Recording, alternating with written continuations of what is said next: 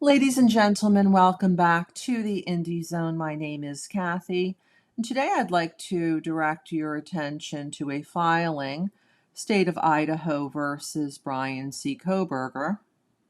And this is a filing from June 8th, 2023. It is the state's motion to quote unquote temporarily seal supplemental discovery responses. And why I say quote unquote temporarily seal is that it is now July 2024 as I'm recording this. And the crimes occurred, as we know, November of 2022. Very little has ever been released to the public in this case. There is just what appears to be, in my opinion, and I'm giving 100% my First Amendment protected speech here opinion, is I have never seen a case in true crime, and I've been following true crime since the 1990s, that has been shredded in the great amount of secrecy that this case has been. Virtually nothing has been released to the public.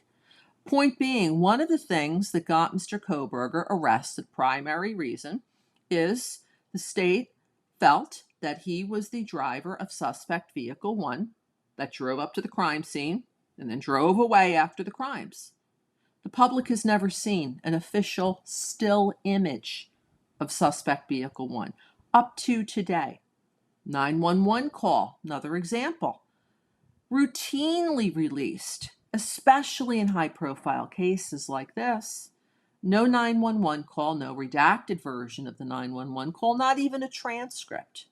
And so now we see the state asking for a temporary order sealing this discovery, the supplemental request. So supplemental request means that Mr. Kohberger, as the defense, first served a request for discovery in January of 2023.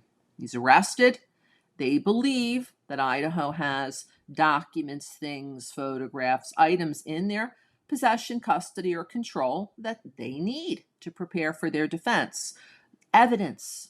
So they're serving discovery requests. And then we have Idaho coming back and producing items, and then they come back and say, oops, we need a little bit more. Or this, looking at these responses, we realize now that there's something else over here that we need.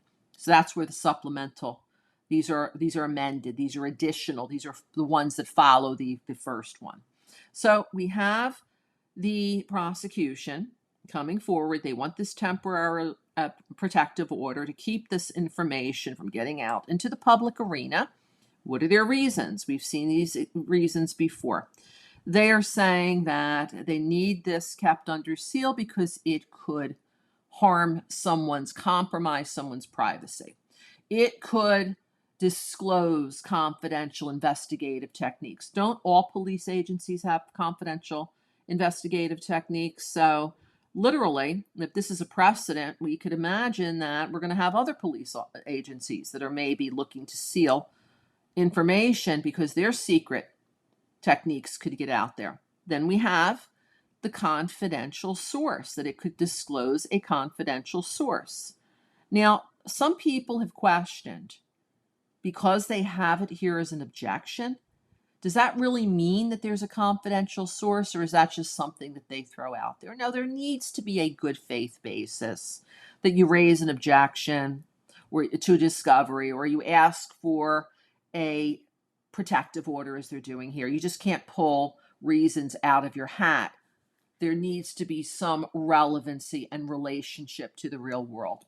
What they're asking for here is to have this temporary protective order remain in place pending hearing. So we'll be seeing a hearing coming down the line on this matter. If you'd like to take a look at this document, please follow the link that I have provided in this podcast episode. And this is Kathy. Thank you for joining us here today. Please join us again at the Indie Zone.